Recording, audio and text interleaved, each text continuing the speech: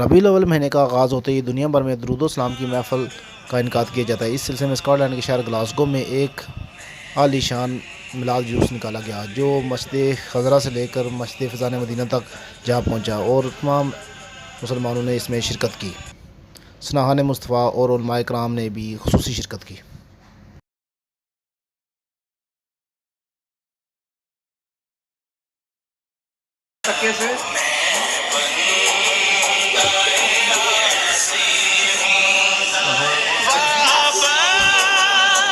के होते हुए मैं गुलाम मुस्तफा हूँ, ये मेरी पहचान है।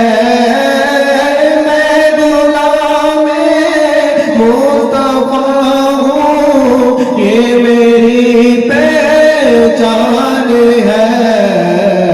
तुम मुझे क्यों कर सताए, आपके होते हुए खाले दिल किसको सुनाए, आपके होते हुए।